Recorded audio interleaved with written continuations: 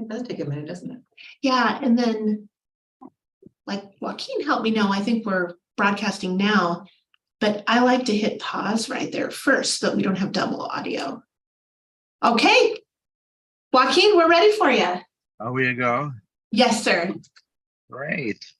Well, welcome everybody to this highly unusual version of the Community Engagement Task Force here meeting on what is it today? Tuesday evening. I don't have the agenda in front of me, but I'm assuming we're gonna all introduce ourselves, popcorn style. Is that right, Gretchen? That's right. You're on it. So, David, I see you there. Why don't you tell us who you are? David Reinhold. I'm on this engagement task force, and I'm also a commissioner on the Human Rights Commission, and I'm a resident of Polk County. There you go. I will pass it on to Hello, Kathy Ostrand-Poncham, a member of the Human Rights Commission as well as the task force. I live in South Salem. And I'm Gretchen Bennett, staff to the Human Rights Commission. And Joaquin. And I'm Joaquin. I am the chair of this task force and also am a member of the Human Rights Commission and a resident of Ward 8 and Polk County. Gretchen, do we have any public comment? No, none received. And we have quorum, so is there a motion to approve the minutes and the agenda? I'll move to approve the minutes in the agenda. I'll second. Kathy moves, David seconds. All right.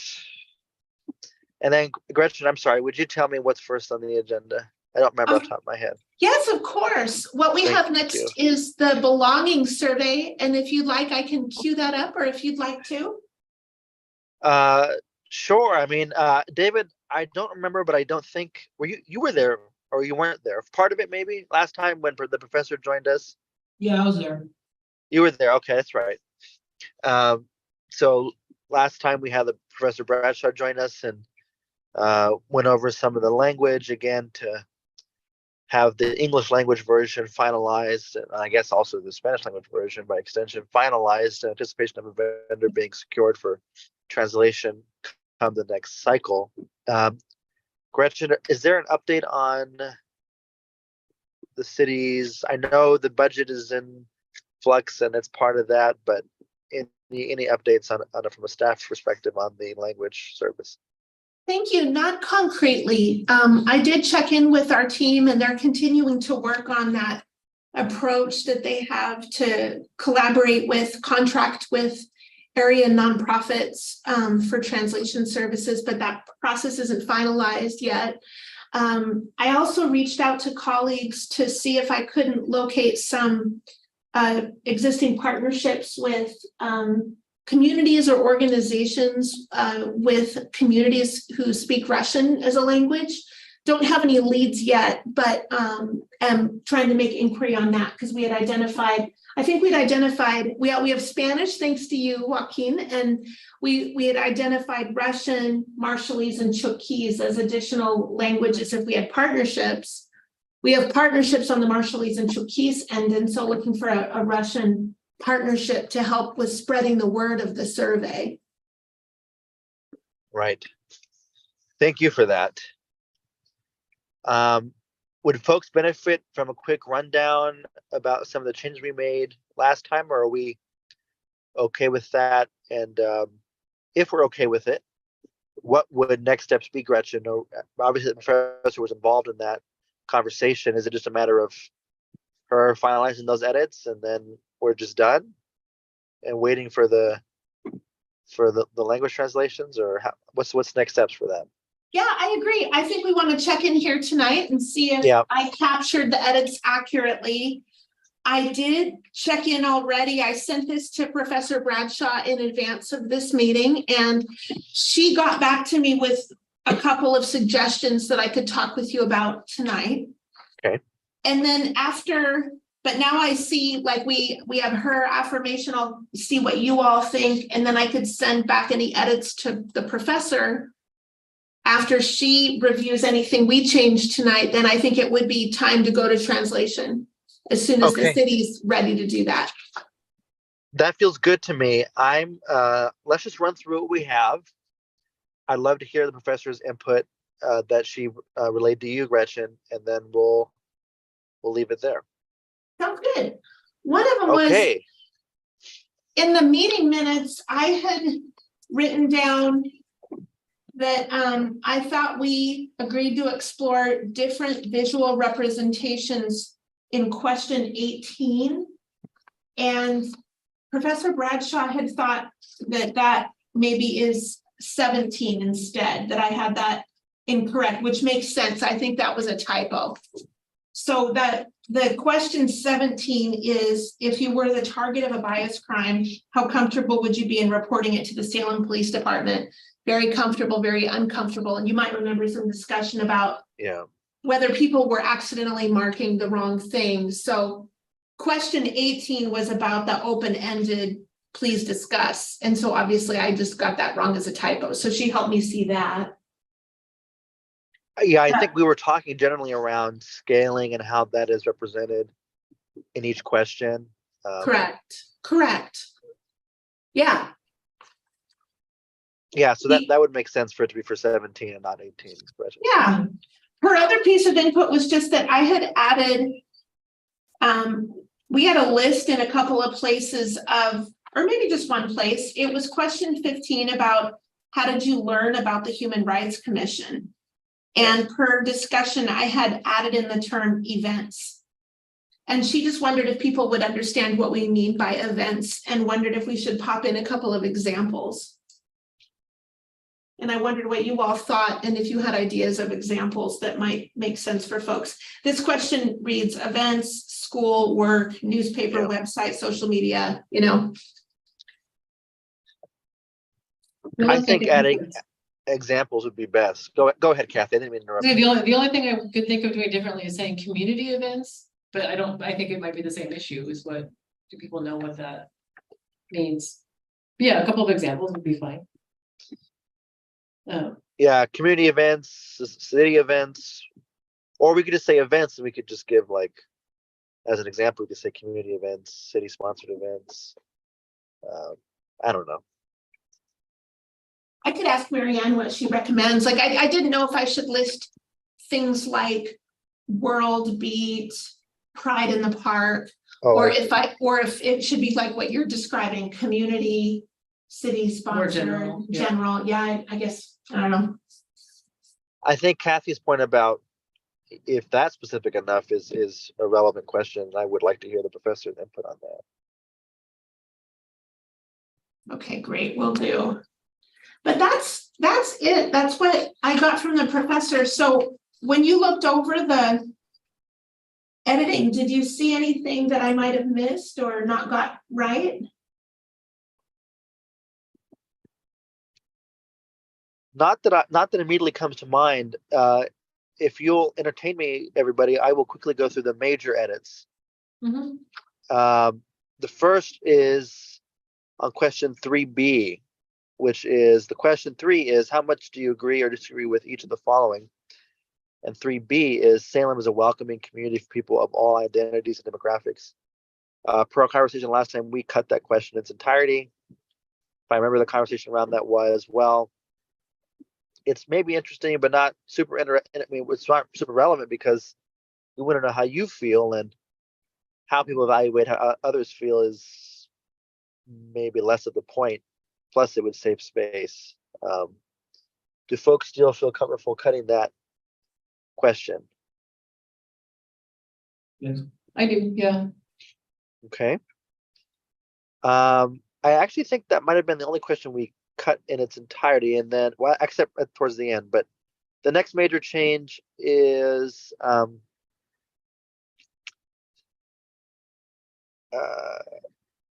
cutting church. Oh, so here we are in question 7. In the past 12 months, in what places or situations have you witnessed or heard about discrimination occurring in Salem? Examples included business, government office, agency, healthcare setting, housing, online, public transit, public outdoor space or street, work, school, other. Examples to varying levels of specificity provided for each of those. And we decided to also include, well, first, and substitute church for places of worship to be a broader term that can include whatever, mosques, temples, synagogues, and then to add community-based service providers. And we provided examples such as housing support, food pantries, among other things. And I thought those are pretty valuable additions to that list. Anything that we would like to see that isn't on there, and or do we disagree with those additions? I like the additions.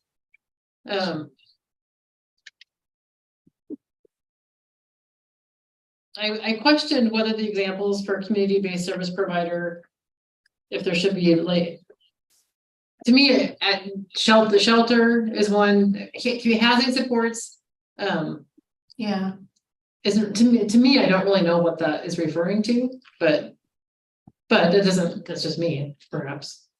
But I think it's fine, I think it gets, it's a hard one to describe because it could encompass so many different things. we could easily just drop housing supports and write shelters as just as an example. I don't know if the one's necessarily better than, because there are housing supports out there that Yeah, people are dealing with on a regular basis, so yeah. I don't necessarily want to Housing drop it. authority or. Yeah, So Gretchen, I guess my question to Kathy's point is, are we allowed to name drop specific entities, or are we not allowed to do that?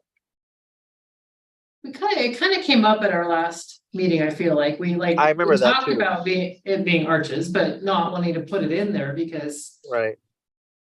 we don't want to, suggest that any particular place is a problem. Right.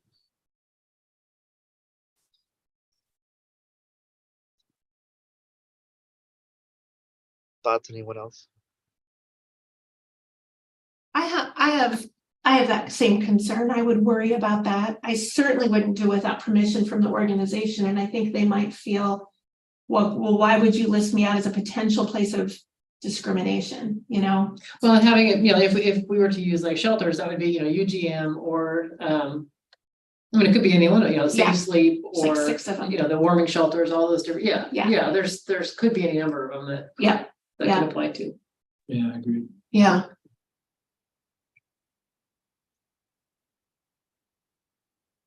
But we could certainly Okay. drop the term housing support. We could add, there might be lots of other types of services that people could go to access, So the person to probably answer that would be an unsheltered person. What would they use? What would they relate to? Yeah, that's a great point. That's a good question. Yeah, That would be good to ask. that's true, because this is the paper copy, which is the one, although this is also going to be reflected online, Right. but yeah. But I think that question though is particularly aimed at our unhoused. Yeah, sheltered yeah, population. yeah. Okay, cool. I'll do That's a that. great question, David. Yeah. That's a good point. Okay, so we'll await some clarity and guidance on that, Gretchen. Do folks Question feel on that, all- since Yeah, we're go waiting ahead. on that one. Oh, I'm sorry to interrupt you, Joaquin. Go ahead. No, please do. I love being interrupted. Well, thank you for your graciousness. That's the one hangout so far, so I thought I should clarify. Like, if I get an answer from some people with lived experience or people experiencing homelessness, and it seems kind of straightforward, like shelters or day centers or something, do you want me to circle back with you all, or just kind of begin the process with Marianne in translation? Like, how do you feel about that? Is that I guess is that let's- to me? Or to I to- guess we should wait and see. I've asked the question prematurely because let's wait and see if we have other hanger outers first, and then we can decide. Yeah, I think preliminarily, I would just say I am comfortable with you making that edit. If it is something as minor as changing it to shelters, but let's wait to see what else comes of this conversation. Sounds good. There's only two more, Yeah. maybe three. So the next is actually the same edits, but to a different Yeah. question. Yeah. So I guess that's not really advancing our cause. events for question 15, we've already discussed. Question 19 under demographics. How do you currently describe your gender identity? Kelsey did us a service and guided us to cut intersex as it is not a gender identity. Do folks feel comfortable with that edit? Mhm. And then the last big thing is question 23 is, are you a military veteran? Now, we cut this, and if I remember correctly, there was quite a discussion about it. How do folks feel about it today?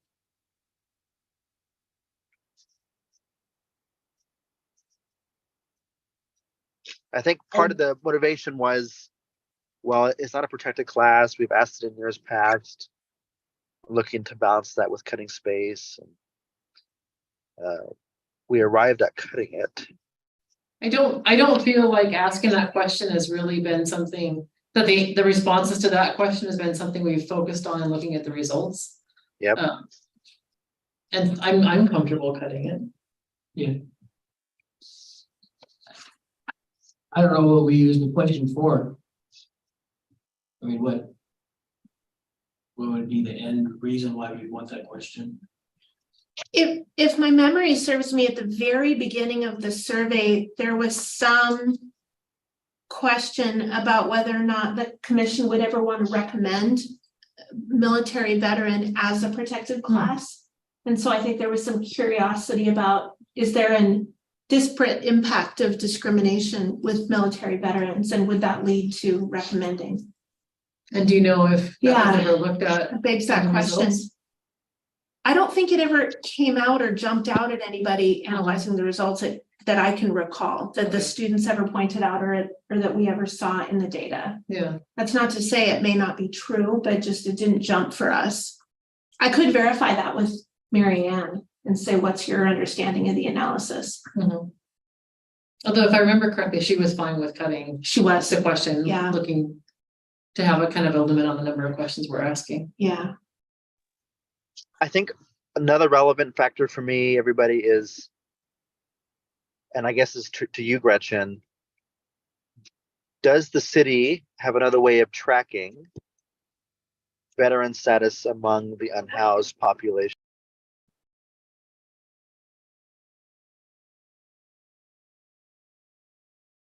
Well, that's a good question. I would need to check what's in the coordinated entry data system. If my memory serves me, I believe it is a question in the point in time count survey. But I'm not sure if it's a question in the assessment system, the coordinated entry system that many providers use. That's a good question. Yeah. I'm sorry, go ahead. Oh, no, I'm just saying, if Robert Marshall were here, he would know the answer to that question, but he's not. He would, and I ask it not to really sway either way. I'll qualify my inquiry with, I don't know if it's the survey's responsibility to track who is a veteran and unsheltered, especially because to Kathy's point, has not been a salient measure of discrimination or identity that is discriminated against in our findings. I say that I say veteran as opposed to disability status, which I think is useful to know who of the unsheltered population identifies having a disability and is discriminated against on that basis. So I only ask and to know if the city tracks that information, and if it doesn't, even if it doesn't, I don't know if that's reason enough to keep it. So I think I'd be inclined to cut it if folks are still comfortable with that. Yeah, I'm okay with that. Okay, and I think that rounds out that content alteration. Is there anything else? Oh. Yeah, go ahead. I'll let you finish the question. My question was just going to be, Kathy, if there was anything else that folks wanted to visit that we hadn't altered or needed to revisit in that document. The very first two sentences, No, I wasn't involved heavily earlier this year in designing the survey, because I missed several meetings, but Yeah. I've always kind of, especially it sounds like we're telling people we are such a great community already. And I don't know that people would agree with that. And that may not be the intention, but that's always kind of been how I've read that.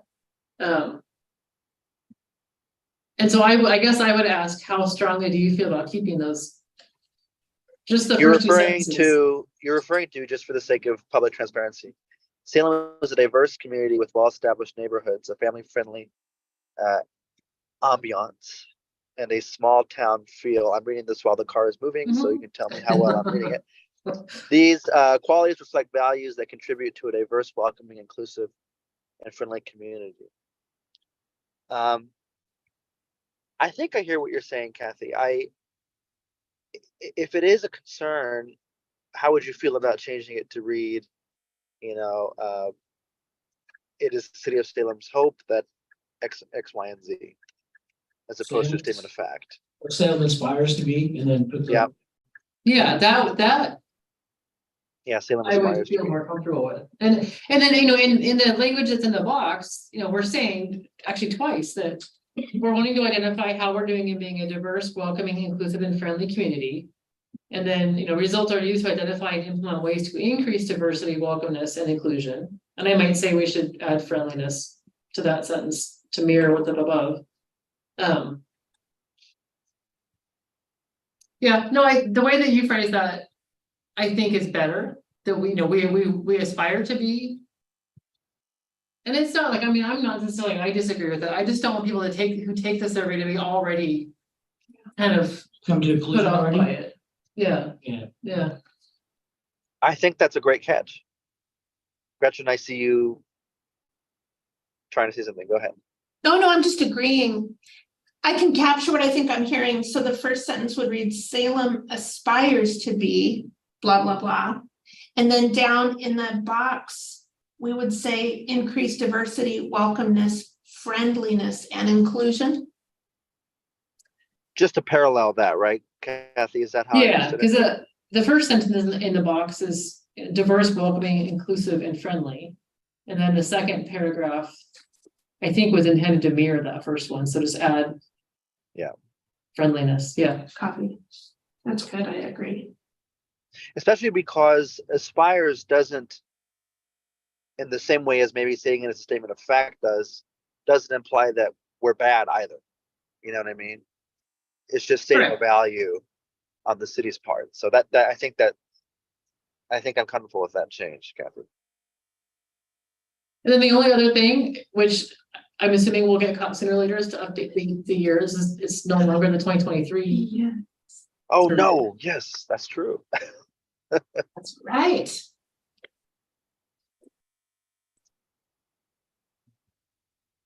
Look at us working on 24 already. It's not that That far feels away. good. It does. Don't say that, Kathy. Someone informed me this week that next week is November, and I had a hard time believing that, but it's true. Jeez, Yeah. you're right.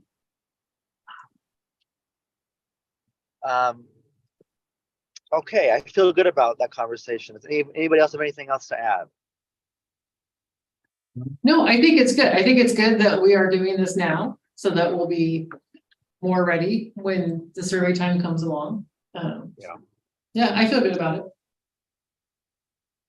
Okay, so pending the input from the community partners, Gretchen, on the language around community-based organizations and sheltering. Absent that, I think we're good. I think we're in a good place. And I think the language stands as is, especially because we don't want to make it so that it is unalterable. I mean, but just so, I mean, the aspiration here, to borrow that word that David so artfully used a moment ago, is to just set us up for success come the next cycle, so that we're not scrambling to do an overhaul. And I don't anticipate an overhaul the size of the one we did this last cycle, but still, I mean, we just want to make it a smoother process. So I feel good about that. I feel good about waiting for a vendor to be secured, and pending the input from the community partners and the professor's review, I will then I'll reflect the changes in Spanish. If folks feel comfortable with that. And then I think that we're good into the spring. Yep. Good. Well, that feels good. Alrighty, so allow me, if you 3 minutes to get upstairs to my room and get onto a computer. In that Sounds good. time, please consider the monthly column and the fact that we don't have one anymore. And I'll join you in about 3 minutes. Gretchen, if you lead them through that. Will do. Will do. You might remember that we had written a couple of examples, invited commissioners to do some writings, sent out to the media outlets that the city has listed, and essentially not gotten back a lot of bites as constructed. I think the idea was around that it wasn't as actionable or newsy or the kind of content that maybe people would automatically commit to publishing on a regular basis. So the conversation started to become, there might be occasionally things that people would be interested in. And then are there other types of community education or engagement that the group wants to take the conversation in a direction of? So that's the basic cap, to see what people want to do. I think our most recent writing was, Kelsey wrote something on Transgender Day of Remembrance. It's publishing in the city's newsletter, and then also being shared with the media outlets in the community to help promote that event. Okay. So I don't know if you have thoughts as you think broadly about the objective around sharing information about these topics, that and what that might look like, if it looks more like developing short video or conducting occasional community forums or conversations or visiting with groups or, other types of education approaches. I mean, to me, visiting with groups, I think, is something that would be worth looking into. Is that, when you say that, are you thinking something similar to the liaison program or something a little bit different? Because I would think, it seems if there are groups out in the community who have regular meetings or events or something, would they want us to come and join them and, share with them what we do and find out from them what they would like to see? That seems like it. Yeah, I think It's something we could do. Yeah, it's kind of the idea, perhaps. And maybe there's a lead topic, like if we're taking results of survey one time or the upcoming event one time, or some other topic on folks' minds. That might help inform what we come around on. One thing that I think might be, and it's kind of funny, because I think when I envisioned the monthly column, I think it was a little bit different than what I think the news outlets, I wasn't thinking, hearing the conversation with Zeke, and I think it was Zeke, somebody, in some of the prior meetings and some of in the feedback, I didn't see it as being that, I don't know, that formal maybe, but maybe a column was the wrong, maybe it was the word column. But what I'm wondering is, could we do just more of a regular, you put out the emails once in a while, and we try to have that monthly communication, but maybe have that be more of like a regular commitment, and so it'll be different content probably, but it's still something from the Human Rights Commission that goes out to the community. Just, I don't know, just on more of a regular basis. Yeah. Well, I think so. If I'm hearing what you're saying, it's like just a real regular commitment to share content. And that could go to the email groups that we have. There's about 350 people on the two lists combined that get our emails right now. Yeah. And some of those are individual people, and others are representatives from groups and community organizations. And then we also could post to the webpage that we have. Yeah. And occasionally encourage the city to share the webpage. That would be another vehicle pushing out information. Do we know, for the people on the email list who are representatives of groups, do we know if they in turn pass that information on to their groups, or do they, or do they just see an email and? We haven't asked in a long time. That's a great question. I can think of occasions over the years where people have. I remember one agency that used to kind of talk with us and then sort of repurpose some information into a newsletter that they did for their Mhm. community, for example. But that's a few years old memory, and I'm not sure. That could be something that we inquire about even, or do a little survey on or something like that to try to have more engagement. It's not a bad idea. Another survey. Yeah, I know, right? But yeah, very different purpose and different, yeah. How would we Yeah. recap for Joaquin? We talked about sharing information in other ways, like engaging with groups and doing a more regular commitment to our email blast that we share as a way of sharing content with people. Yeah, I think I didn't quite hear the figure that you just said, Gretchen. How many people on our server list are? Around 350. There's 100 or so on our LGBTQIA plus group, and then about 260 on the General Human Rights Commission group. Thank you. And how many of those are like organizations and community partners? I don't know. It's a good question. We originally have a list, you might have seen it. I usually share it when I share about the liaison concept that had a whole list of organizations. And what we did at one point was systematically go through and identify contacts or email addresses from those. Off the top of my head, maybe 50 groups, but that's an estimate. So I it's just a thought. People who are on our email list are already special in that they are especially interested in the work that we do, and they are, you know, reading what we're putting out and doing things of that nature. And that email list serves as a meaningful way of communicating, but it's limited to the extent. Mhm. I mean, it is the thing we're trying to overcome, which is we're trying to get to people who don't know about us or don't know the work that we're doing. And in the spirit of that, while organizations and community partners are special and they are especially interested in the work that we're doing, their constituents are not.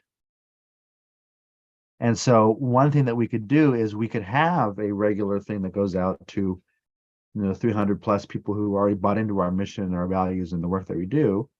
We could have a separate listserv to community partners and organizations and say, please give this to your networks and to your membership. And if they do, they do. If they don't, they don't. But even if half of them do, that's say it's 30, that's 15 folks who in turn have 300 people on their list, or whatever the figure may be. And those people are likely not folks that we would have.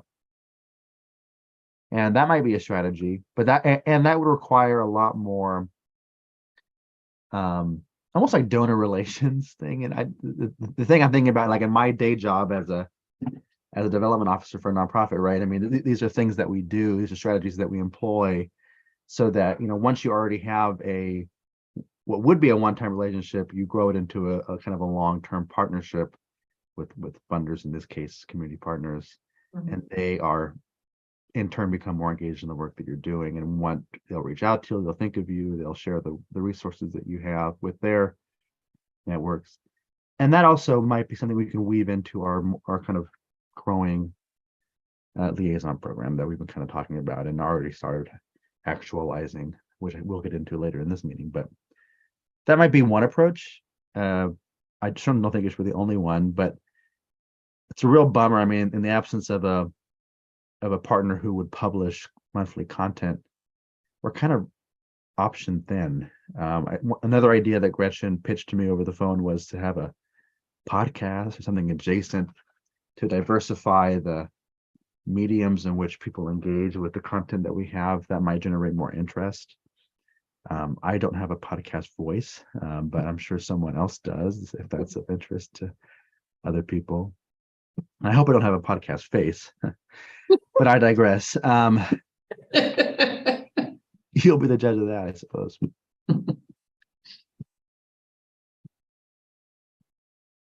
Reactions to any of that?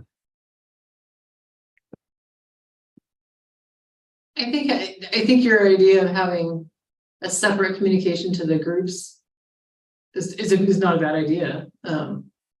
Yeah, because I mean, you share emails sometimes to the, you know, the email to you says, please share with your groups, and then you pass it Yeah. on to us, and it's Yeah. information that I wouldn't otherwise have known about, and so I think if that is a way to kind of get it out there to more people. Good point. If they do that, I mean, Yeah. sometimes people are gonna not see it or not pass it on, and that's.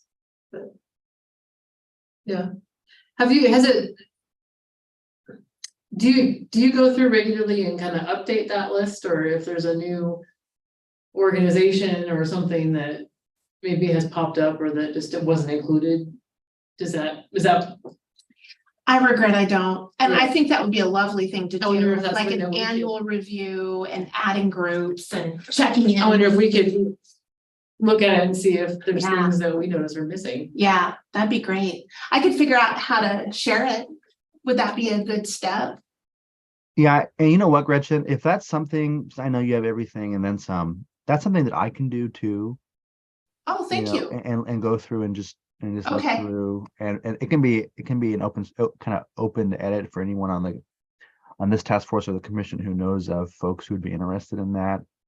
And I think in addition to that, when we do update names and organizations and contacts, we should include organizations in the organizational general contacts, and then probably at least their executive director in addition to that, because things will just get lost unless someone receives it. In that case, an ED or a CEO type person.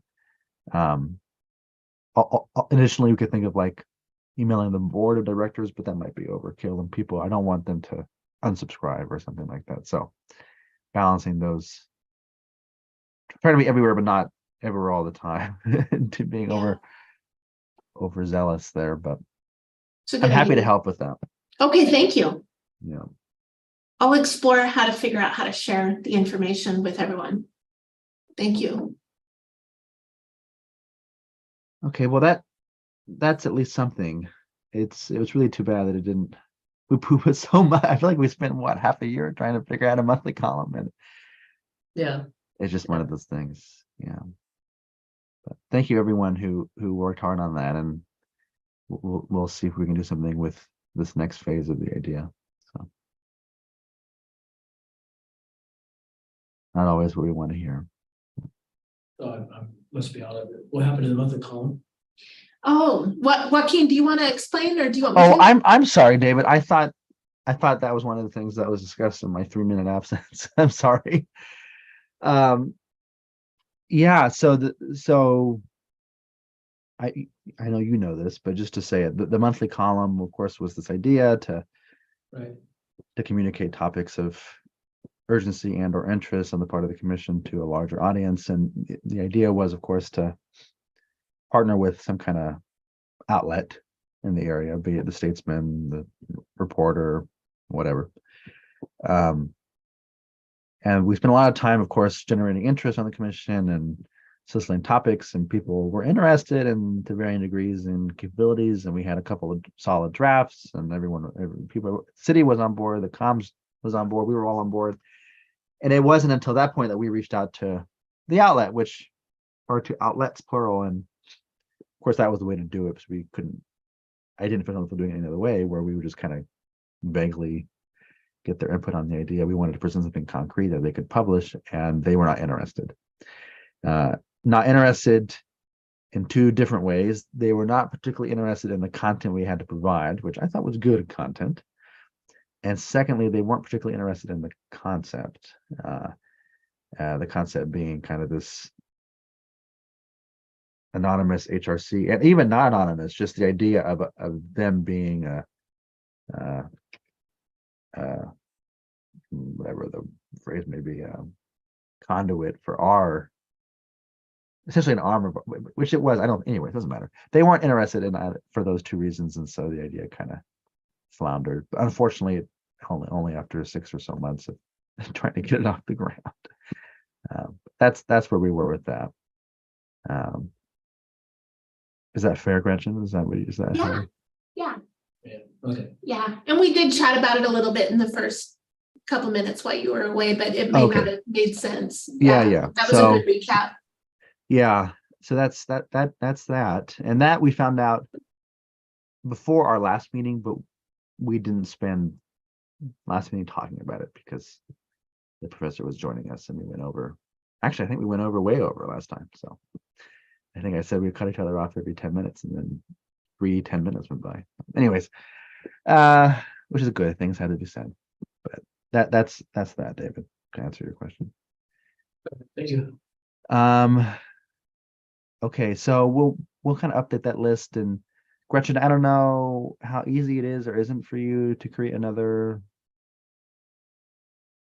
whatever listserv to reach out to folks, or if that's even allowed or what's involved with that on a city perspective, but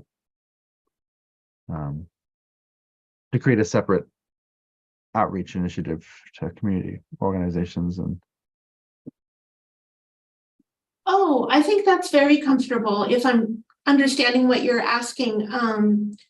The whole time I've been here at the city, the Human Rights Commission has shared information with community organizations, and we do manage the listserv in the, in the program that that sends the proper notifications about how you can unsubscribe and everything. So yeah, I'm able to kind of cultivate and manage that list of groups that and entities, email addresses that want to receive our content. So that's absolutely fine. That's something I do and I can send out. And I think, not to make it a thing coming up, but I think if we could get it out in the first week or two of November, Gretchen. So I will update it only to say, because we have the Transgender Day of Remembrance coming up, and just to kind of have that be on people's minds. And or do you think that's just that we're doing enough outreach for that event on its own to not have to do no, that? I would never say don't do enough outreach on that. I actually sent out Kelsey's discussion just about half an hour before this meeting on both of the email listservs. Okay. And so that was out, but it's not, it's October 24th today. The event is not until November 20th. Right. So I don't know, there might arguably be a reason to do another push in a couple weeks about the event. Okay. For example, yeah. Well, if you've already done that, then I think the urgency is not as there, but something to keep in mind. Yeah. Okay. And I hope that was okay. Somewhere along the way, I think I thought that was the next communication is that we had agreed on, is to be sure to get that event out. Since we're coordinating it, we would certainly want to share with our group about it. Right. Yeah. It's not on the agenda, I am noticing, but the liaison program, let's talk about that a little bit. Yes. David, I think you may have dropped out of the meeting by the time we got to this, the very end of last month.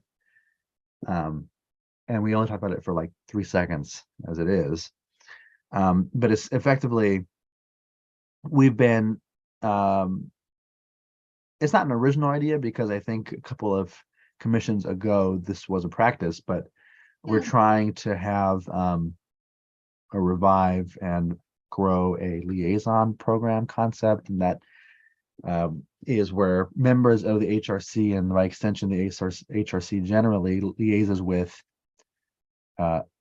community partners, whether those be neighborhood associations or other boards and commissions at the city level, and other community partners and interested parties. And that's important too, but the idea really comes from the fact that we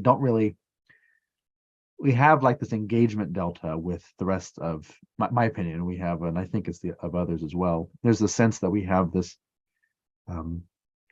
a bridge to build between the work that we do and say city council does, or other boards and commissions, or the work of neighborhood associations. And I think we have a lot to say to other boards and commissions in terms of just being proactive and enacting values of equity and justice and fairness and opportunity. And while those are always animating values, or ought to be, of the work all of government does, we as a group of citizen servants who are kind of especially interested and committed and convene regularly on his issues, to have those opportunities to liaise with other boards and commissions.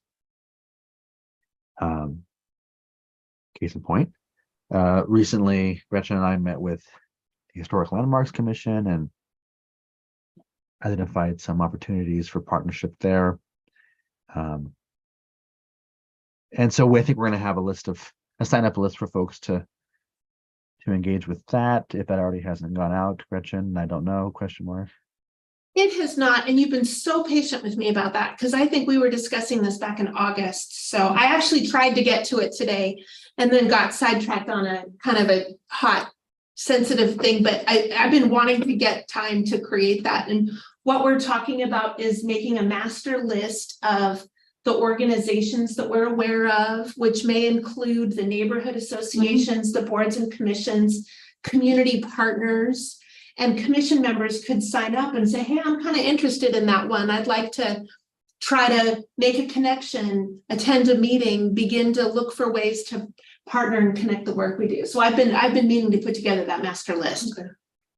Yeah, and unfortunately, it's more work on Gretchen in terms of. I mean, part of the amazing and invaluable resource that Gretchen is that she can open doors for us. So, for example, she introduced me to a staff person to the Historic Landmarks Commission, and from the planning office, Lisa Anderson, and it's Gretchen being there is so wonderful to us, and so I think having her be able to make those connections. So if Kathy's interested in talking to, I don't know, the library board or whatever, about whatever book banning or something, I don't know, what I mean. So these are, Gretchen is an open resource, and so. One of the things I was thinking about with the word engagement, a lot of that should be listening. Yeah. But we have stuff to say, but if we go there and listen, I think we're going to learn a lot more. If we approach them and say, look, we want to learn from you, hear what you're experiencing or whatever, then they're going to give their thoughts. And if they give their thoughts and they actually see us do something about it, then they're going to be more apt to be more involved. I think on that same with that newsletter, if we're sending out or whatever, that email blast, if we're sending out email blast, instead of just constantly give them information, but also ask them questions so they give us feedback. I think it should be a two-way street. I think that's right on the nose, David, especially because we can't be relevant to people and the work they do unless we have an opportunity to demonstrate our relevance. Right. And a case in point again is the Historic Landmarks Commission. I think I fielded maybe one or two questions from them, and we had a meaningful conversation, and they were like, oh yeah, we're going to be sure to reach out to you in the future about this issue, stuff like that.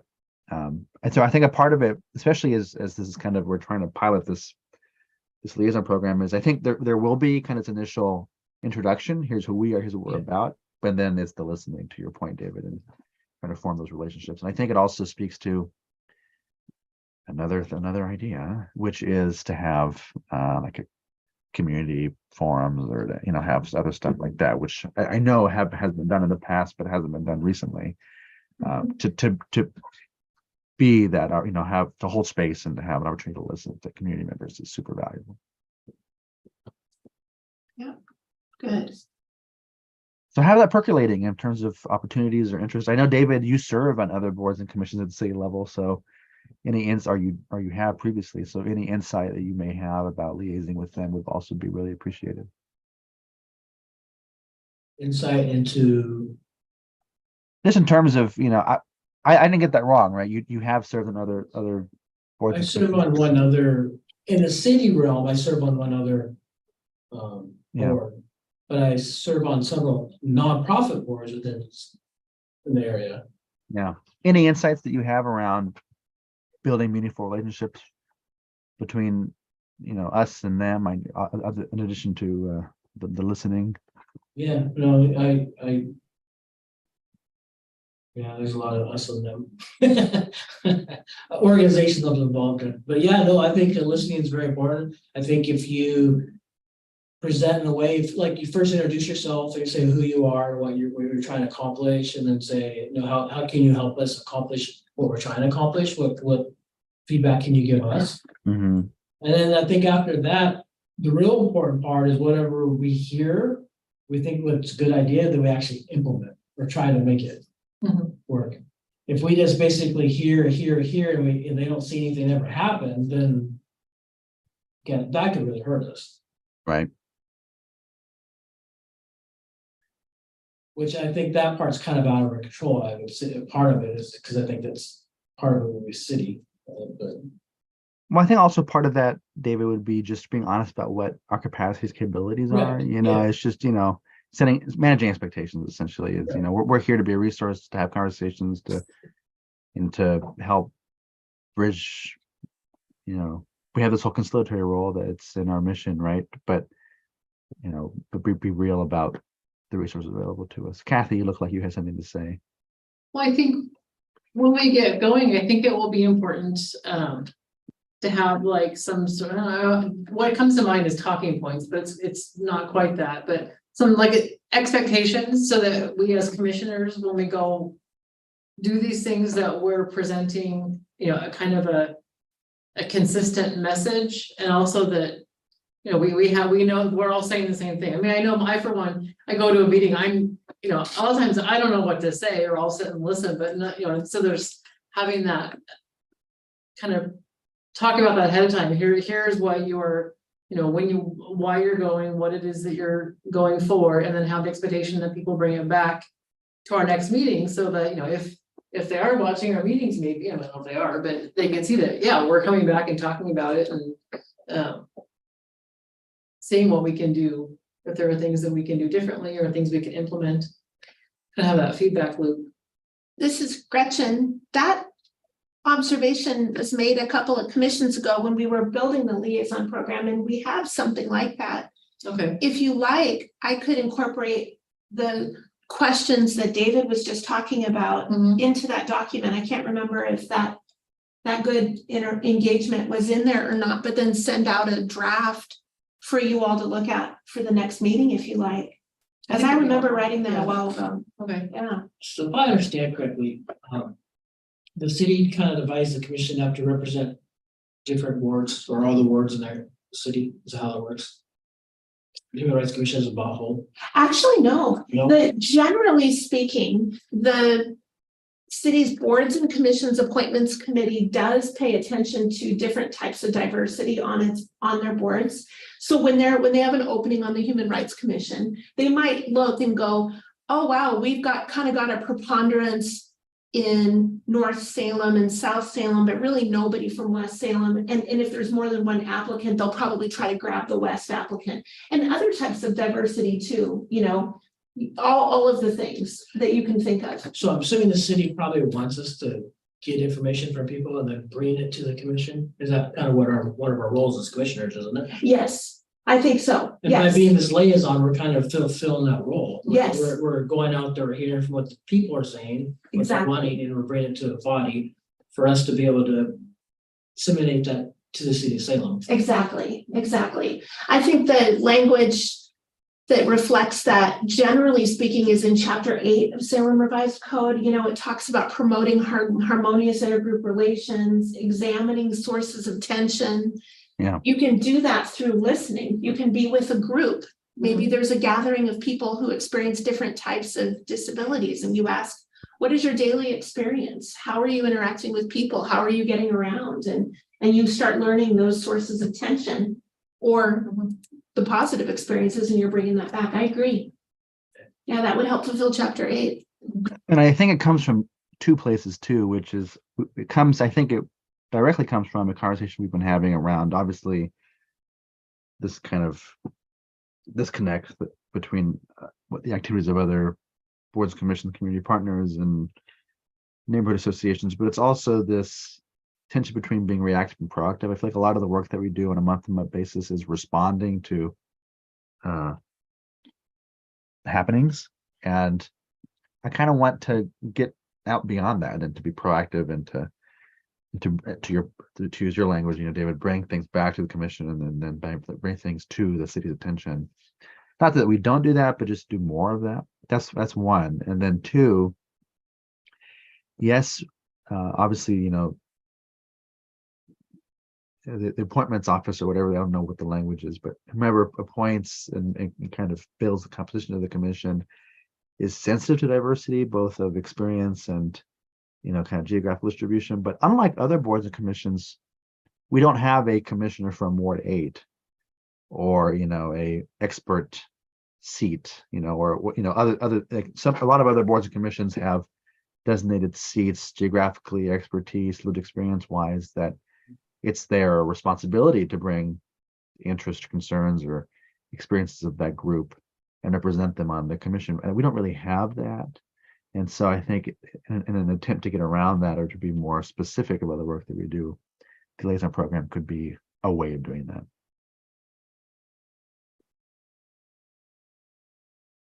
For a while there, the commission was, I don't know, I don't want to say majority, but there's several white women from Ward 4. So I know it's not true that they're, from all over the cities. Yeah. But I think it's changed now. We have a little bit different makeup. We've grown more diverse, I feel like, Yeah, in a lot of ways. Ethnically, age, geography. I feel like yeah. No, it has gotten, I feel, more diverse in the past. I don't know how long. Well, I guess maybe this year. It seems like the months go by very quickly, but yeah. Yeah. Any other big ticket items that I'm remembering or forgetting? Gretchen. No, I'm excited to do that. I can see the materials coming out, and then I'll enjoy connecting different members of the commission with different groups and people should they want to do that. I think that'll be fun. Do we, Gretchen, this is kind of topic adjacent here. Do we have any, other than you and the work that you do and the records that you keep, do we have an institutional memory of the commission that we can say, oh, in 2005 they contacted that person and they had this project? And is there anything like that? You want to say? I think you remember. I've seen something. I know that Gretchen has sent something out. I don't remember exactly what it is. There's at least one thing that kind of gives it's almost like over the decades, the different formulations that the commission has gone through. It's had different names, it's had different, I think different maybe numbers of commissioners and different projects and things. I know I've seen it. I'd be happy to send out what Kathy's imagining. You all might remember there's kind of a historical document that describes kind of key milestones over the years. And in fact, maybe you can help me update it. I've been negligent in identifying those key things, in our decade. And so I have that document in my records too. So that's, thank you. Yeah. I mean, we are almost 4 years into the 2020s. We probably should add something. Yeah. Well, I've been staffing the Human Rights Commission since February of 2013. So I have some thinking to do on what to add and highlight. You're coming up on 11 years, Gretchen. Correct. Yeah. Oh. Yeah. I bring it up mostly to just to recognize that this liaison program in some capacity has existed before, and to maybe learn from that, and to whatever progress, relationships, or connections that we make in the coming months or year or two, isn't forgotten when we're gone. And if Kathy really gets along with the library board, I don't want that to go away if and when she is no longer a commissioner. Not that I'm not just leaving us, but I don't know why it's the library board. It could be anything. It's just, for continuity's sake, I just had to say it. Oh gosh, there was something else I wanted to share. Well, I don't remember. Anything else on this topic? I think it sounds like we've got some good ideas. Yeah. Yeah. Gretchen, what's on the community calendar? Well, this is that part of the agenda where we pick what do you want me to send next on the MailChimp, on the listserv? Right. Do you want me to redo Transgender Day of Remembrance or do both? The other thing is we're also coordinating in partnership with other groups, the Salem Speaks Up event, which is December 10th. Yeah. And that also will need to get shared. Yeah. So if you want, like, I don't know what your input would be on the timing of everything for when to share, but I guess a couple of events coming up. Also, the city, another offering would be the city just did a White Cane proclamation for White Cane Safety Day that relates to pedestrian safety for people with low vision or blindness. We could share that proclamation. So there's a few things that we could share if, as you wish. All three of those sound good to me. When is our next meeting? Are we meeting the day before Thanksgiving? At this time, I believe we are. I didn't hear any objection, but how are, as your schedules get closer? Joaquin, you might be out of town, come to think of it. I will be out of town. I'll be traveling, or I won't even be in the state, I don't think, on that day. Because I say that because I wasn't going to, but I am going to be missing the Transgender Day of Remembrance, unfortunately. I wasn't planning to, but it just happens to be that way. I don't mind calling in virtually, but I also am respectful of that day being the day before Thanksgiving and people having family obligations, and be happy to move it to before or after. I think it's fine. I remember now. I think there was an email about that. Yeah. Yeah. I think it's fine for me because Transgender Day Remembrance is 2 days before that meeting. Correct. And then the Salem Speaks Up will be, I want to say 2 weeks after. Yeah, So that might be the time. yeah, Stick with Transgender Day Remembrance for now, and then have the Speaks Up be our next communication. okay, yeah. And last, I'm not sure, that day might be a little difficult for me, but I'm not sure 100%. Okay, copy that. And if we don't have quorum, as the date nears, we can postpone and reschedule it. Yeah. It's not a problem. Okay, I was gonna say last year, and it might have been in January, but I know we did kind of a little summary or, yearly wrap up of the things that that the whole commission had done the previous year. So that might be something to start an idea to think about for For our December. January. communications, yeah. Or you mean our meetings or communications? I'm sorry. Communications. Okay. Well, we usually do a retreat. I say usually. This will be my second year doing a retreat, but is that right, Gretchen? Or we do like Yeah. a thing? I would probably say most years we've done one versus not, but that doesn't always happen. But I Uh-huh. agree with you, like commissioners in the past have wanted to sort of get an extended period of time and take stock, Yeah. kind of analysis, what's working, what's not working, what really matters to everybody, do some strategic planning. Yeah, I do some asked that. goals. I asked that only because there's been a lot going on with our task force. It feels like the belonging survey has kind of just been a chronic thing we've been doing, which is great, and it's a liaison program. But I would like to have a session dedicated to brainstorming things we want to do and see happen. I know we're a mighty 3 right now, but I think we can still do things, and I'm very open and excited at the idea of having fresh and different ideas for this task force and to take it in different directions if folks have the appetite for that. It doesn't have to be in November, it can be a December, January thing, but I would like to have that conversation. It was something I was hoping to have had after the community belonging survey kind of concluded, but then the survey turned into planning survey, turned into having survey, turned into reporting the survey, turned into reviewing the survey for next cycle. And as important as the survey is, I don't want it to be the only thing we do. Not that it is, but I don't want it to be the dominant thing. And so just have that also in the back of your mind. And then are elections annual or every other year? The elections for the chair and vice chair of the commission are annual. Oh, okay. Yeah, so we'll be talking about that at the November 1st Human Rights Commission meeting, and then holding elections at the December commission meeting. Okay. The chairs of the task forces have tended to remain consistent. Those are appointed at the chair's decision. Oh, okay. I So- want to know if I was getting booted out. No. Oh, okay. You're stable unless a chair decides to boot you out. Oh, Lord.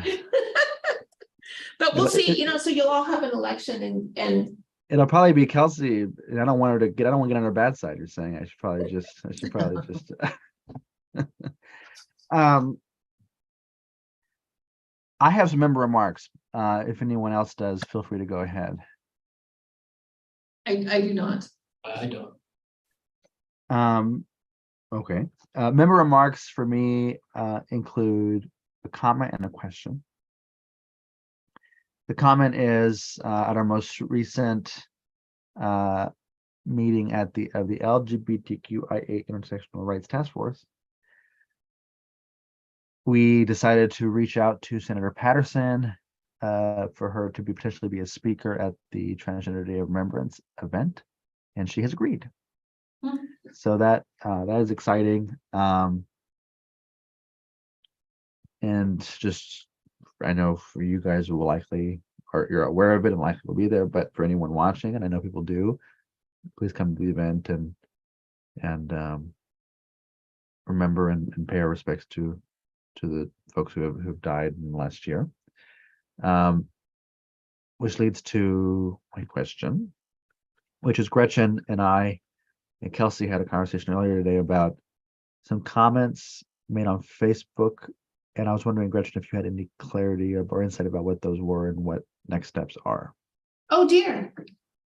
You're going to have to give me a little bit more help. I was remembering the conversation about the slides and what to include in the slides, but are you speaking about generally input and comments on the social media of Facebook?